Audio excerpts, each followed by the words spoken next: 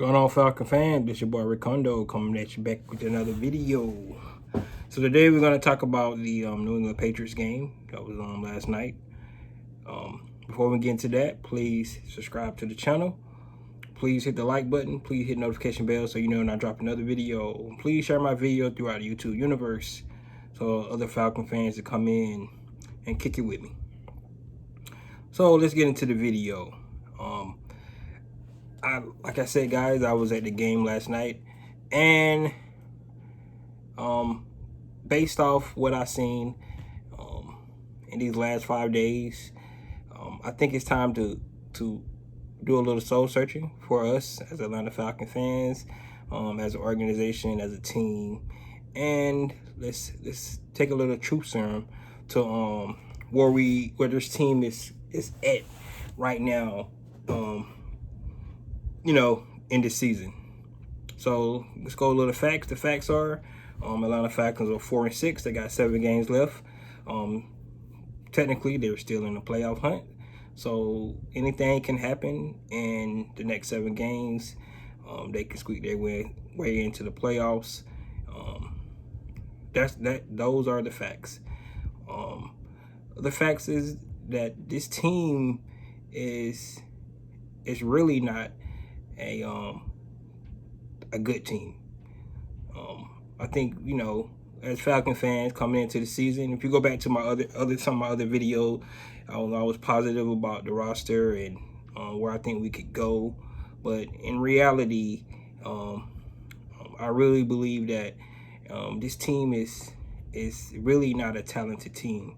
Of course, all these guys are professional football players. They made it to the NFL. But sometimes when a new regime come in and you have schemes and fits, and a lot of these guys I don't think fit the scheme.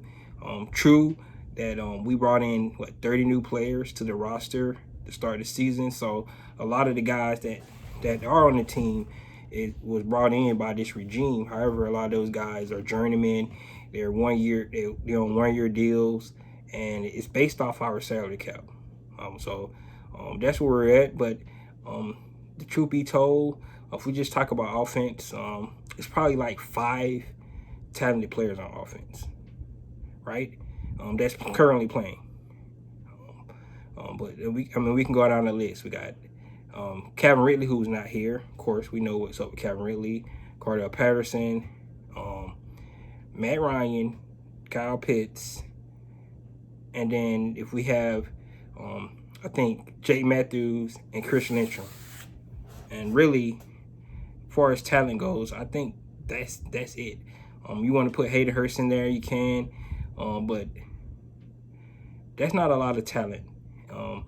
And if we look at what happened in the last 2 games, let's go for the offensive standpoint first. First of all, we can't run the ball. I think we know when we watch Arthur Smith with the Tennessee Titans, and when he wanted to establish his offense, he wanted to be able to run the ball, play action, and hit intermediate and take shots down the field. Well, we can't do that with this team because the run is non-existent. The offensive line is, you would think, by now in week 10, week 11, that we'd be figured out how to actually get some chemistry with the offensive line. But Caleb McGarry been there 3 years. I don't think he's a good right tackle. He's solid sometimes, but being a first-round pick, I think he was a miss for us. I think they have to really think about making a change there in the offseason. Maybe this season, I don't know if Matt Gunno is back. Maybe they can bring him out to IR, give Spriggs a chance. But at right tackle, we definitely need to look at that position. I think he's not panning out. Like I said, we got to be able to run the ball. All right, we got to be able to protect the passer. We're not able to do either of those. Last night looking at the game, every play on offense looked hard. Looked like it was hard for them to make a play on offense. I mean, when you knew it was going to be a running play, we knew they wasn't going to get it. You can tell, and you have to be able to run the ball. I get it. Just stop running because we can't make it happen. But you can't do that in NFL because if a defense know that you're not going to run the ball, they're just going to pin their ears back and come after the quarterback. And then we have an offensive line that can't protect the quarterback. Matt Ryan got hit 12 times last night. He was sacked 4 times, got hit 12 times. Some of the plays, if you look at it, like I said, it was like, get the ball out because I'm going to get hit. I can't go through my read because I'm about to get hit. Everybody want to know why he kept dropping it off to the running back. Because when you look down the field, nobody was open. He dipped it out to the running back because that's the outlet. But the reason he dipped it out to the outlet because he ran out of time. He got to get rid of the ball. That's what I seen. Of course, I didn't look at the whole film and see if somebody was open. But for the most part, it looked like he checked his first read. The read went there. He had to get rid of the ball. Drop it off to the running back. He had to do that on several plays because no time in the pocket. And like I said, if you can't establish the run, it's going to be really hard to utilize play action, to have a drop back game. And then when you have the talent that you have on the offense from a receiver standpoint, these guys are pros, but nobody would never mistake these guys as being number ones. None of our receiving core and more like 3s and 2s. Russell Gage had a pretty good game, but like I said, every play, if you watch every play that Russell Gage made, it was a hard play. He wasn't wide open. It was more like a right had to be a perfect pass from Matt Ryan to get to him. It was like it was a hard play, like when we made a play. I mean, that's what it seemed like. That's what I seen from offensive standpoint. And if you go from the Dallas game to the New England game, 68 points that we gave up, and we only scored 3. And I know from a Falcons standpoint, we have never seen this from an offensive standpoint. Not being able to put up points because usually the offense has been our strong point for this team. And technically, I mean, I don't want to say that, it's the coaching staff because, of course, when you put a new regime in, you got to put your new scheme in. That's the way it's going to be. You're going to change. You're going to change your culture. You want to be a physical team. You know what? I 100% agree with Arthur Smith trying to run the ball on 4th and 1. Because we should be able to get a 4th and 1. You got to start playing physical. I get it. It's like beating your head on the wall, and it's not working. But at the same time, we should be able to get 1 yard. It don't make any sense, man. Our defense kept offense in the game, but offense could not get anything going. It was hard sledding for those guys, and like I said, I just think it's not a talented team. And at the end of the day, like I said, it's time to tell the truth. I really don't see how we won 4 games because everything's been hard for us. You can see Matt Ryan getting a rhythm. A couple of games ago, in the Saints game, I thought he played well. I thought the team played well. But I think I chalked that more up to it's a division opponent. We play those guys every year. They know us, we know them. And, we got up for that game. But when it come down to, match it up against other teams that we don't see a lot, with a new scheme, a new regime, I think this team is just lack of talent. That's what I see on the offensive standpoint, and it starts with our offensive line, right? Jalen Mayfield, he's a rookie. He's been hit or miss. I think he's better in the run game than he is in the pass game, but what you see out of rookie is what you should expect out of rookie. Matt Hennessy, I don't think is going to be our future center. I think he has not played well either. And so right now, some of the issues that we had coming to the season, from we started a new center, starting a new left guard. Those issues still exist. I don't think we have answered those.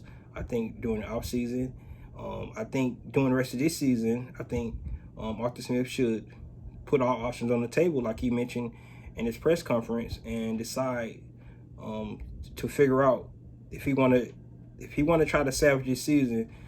Give some other guys a chance. We had Josh Andrews. I don't know how that'll look. Like I said, we can bring Matt Gunno off the IR and bring him back. I don't know where his status is. We can put Drew Dahlman at center. We can put Spriggs in. We do have some more opportunities, but I mean, if these guys that you got on the offensive line is not capable of creating holes for our running game and protecting the quarterback, you have to give guys other shots. I mean, these last 2 weeks. I mean, these last 5 days have been terrible for our offense, and I really don't see how we move forward if we still make these mistakes. The next game is going to be Jacksonville, and I think looking at the rest of the season, we should be favored in 2 of those games that we got, and that's the Detroit Lions and the Jacksonville Jaguars. The rest of the games, we probably won't be favored. But at this point, those 2 games could probably be a toss-up as well, the way the teams looked in the last 5 days. All right, we was 4-4 coming out for high during the New Orleans Saints win, and we thought we had found our stride. But these last 5 days reminded us that we have a long way to go. This team is nowhere near a team that can compete with some of the best teams in the league. And I really just chalk it down to the talent and the whole idea of some of these guys just don't fit what Arthur Smith wants. And that's understandable. Like I said, he inherited a team. He didn't build this team. Like I said, he did bring in about 30 new guys, including the draft class that he brought in. But a lot of those guys, I mean, there was bargain basement deals for a lot of these guys. I think we brought about 9 or 10 guys, and that was either $1 million or less that we brought in for our salary cap, because we had to do it that way because of the salary cap issues that we had. So it's not a talented team. And on offense, I think that's our issues. Now let's go over to defense. We talk about defense. I thought the defense held their own yesterday. I still think the defense, our defensive secondary is probably the weakest part right now.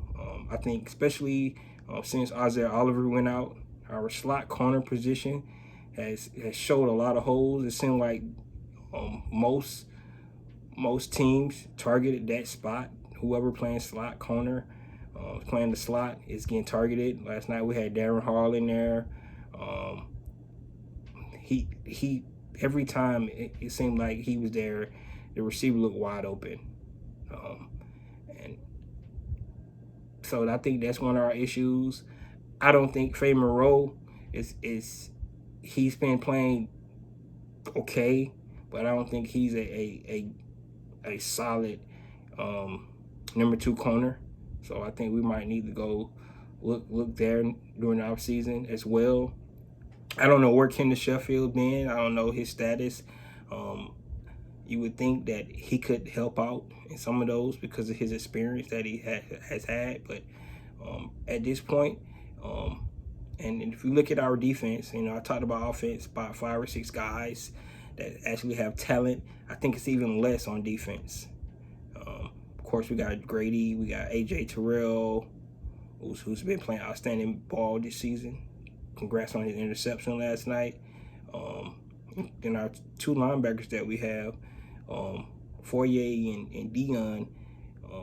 But other than that, we just got some guys. I'm not going to count our rookie class. These guys are learning. Okundeji's is out there playing hard. They're trying to get acclimated to the scheme and to the system. And they usually say that the leap from year 1 to year 2 is going to be better. So I can see him getting better. We see Richard Grant starting in the game. I see him starting to pick up some. And I'm not even blaming on Darren Hall either. He went out there, did his best, but I don't think he's ready. Congratulations on him for getting his first sack. So, of course, Avery Williams, you see, because what happened in the Dallas game, he didn't even touch the defensive field yesterday because they lit him up at that slot corner. So right now, I think that's one of our weakest spots on the slot corner. But at the end of the day, I thought the defense held their own. It was 10-point game for a while. And of course, everybody looking at the score, 25-0, but for a large part of that game, it was a 10-point game, and our defense kept trotting out there, making plays, getting off the field on third down, holding them to field goals. They did give up that one touchdown drive, but other than that, I thought our defense played well for most of the game. I still wasn't satisfied. Like I said, I seen a lot of guys running freely in the secondary. The run game, from a defense standpoint, I still think we got bullied. Some of those running backs were running over our safeties to the point even my wife was like, he just ran them over. Yep. They was first I think Deron Harmon got ran over, and then Eric Harris got ran over. Demondre Stevens and Harris just running over those guys, man. But the saddest part about that, they got to the second level that easy to run over those guys, because to get run over in the secondary, that means the guys got a full head of steam, and that means he got past the defensive line and the linebackers for the safety to get ran over. So I still think our run defense is subpar. Dean Pease, he called schemes. We did get pressure. I think Matt Jones got sacked 3 times in the game. I left early. I had to leave. I couldn't stop. So the one stat that I wasn't there for, that I think the Falcons broke, was the every quarterback throw an interception stat, which has never happened before. And so congratulations, Falcons, for being the first team to let every quarterback in the game throw an interception. That's what we do. We love to be in the record books for something that's not good. That's who we are at this point. But we're going to change that. We got to give these guys time. Like I said in earlier videos, I believe in this coaching staff. I believe in this new regime. I'm not giving up for this season because, like I said, we're 4-6. Anything can happen in the next 7 games. But I just wanted to get on here today and just be realistic about it, and just look what we see on the field. This team is really not that talented. I think every game that we go in, we probably gonna be the less talented team on the field. That's why the 4 games that we have won this year, I think it's a good sign about this new regime and how what they're able to do with this roster that we put together. I still believe that the way to build this team is to build with the trenches first, defensive line, offensive line. We got to go get a running back. We're probably gonna have to get a couple of receivers, and we're gonna have to get a cornerback in the backfield to help us as well.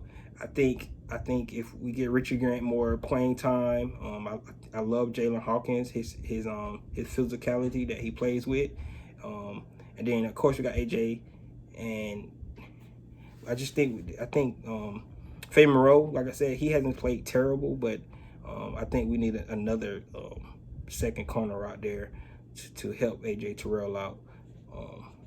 And if we can build, like I said, build the trenches, go get a running back, because Mike Davis has been a disappointment as well.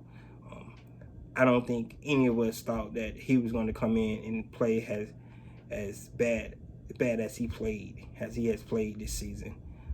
We looked at last year when he was with the Carolina Panthers. He was leading the lead in broken tackles. Now, a lot of that has to do with the offensive line.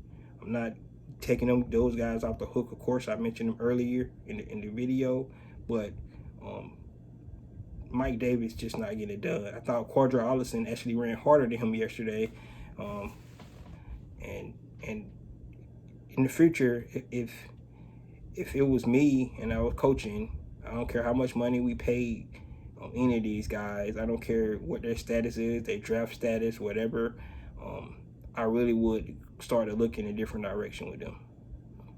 So this is me saying that we still got 7 games left in the season. I completely have not gave up on this season. However, I'm saying here today, if we want to be honest with ourselves, we have to look.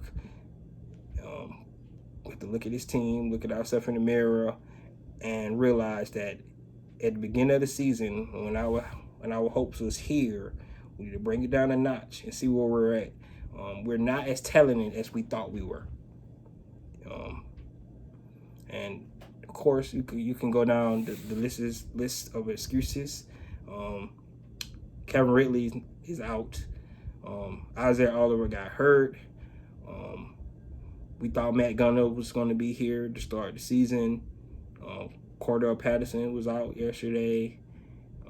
Like I said, it's so many different excuses that you can make. But at the end of the day, we have to be competitive. And I think in the last 5 days, the Atlanta Falcons has not looked competitive.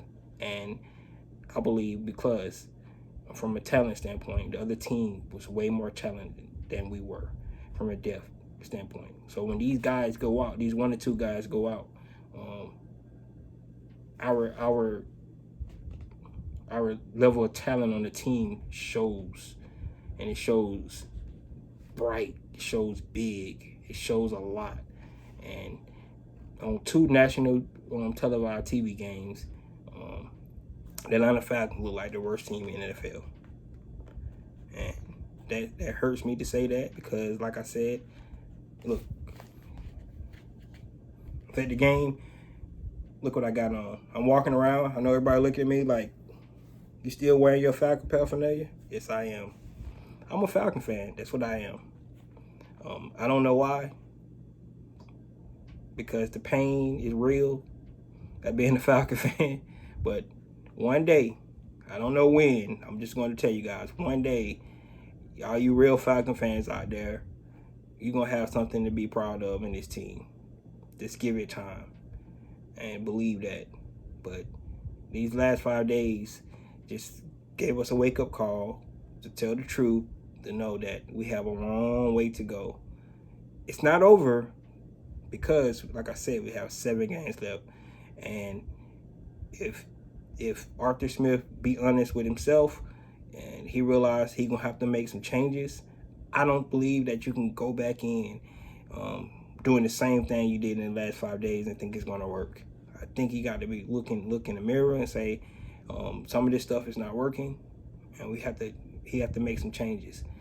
He said he was going to do that. He said he was going to fix it, but is that just coach talk, or he's really going to take a look at this, what these guys been doing, and make something happen?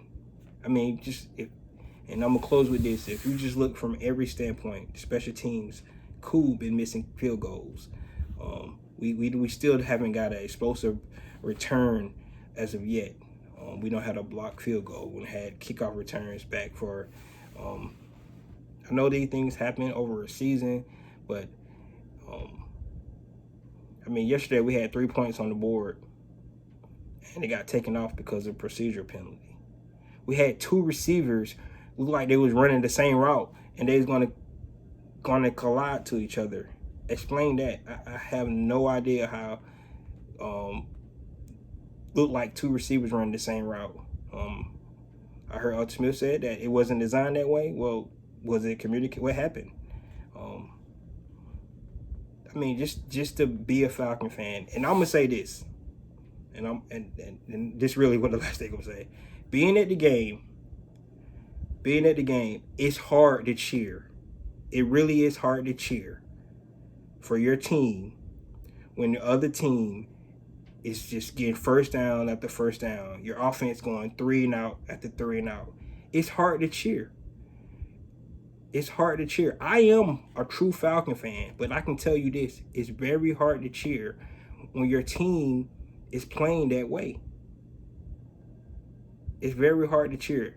So I'm telling you this, as a season ticket holder, being there for the last 3 years and being some of the worst football if we don't play in a couple, within a decade. And these last, between the Dan Quinn and what we seeing now, some of the worst football being seen. Being a season ticket holder, it is very hard to cheer for our team when they go out and play the way they played in these last 5 days. We want to cheer. We want to be loud. We want to be screaming. But you got to make a play.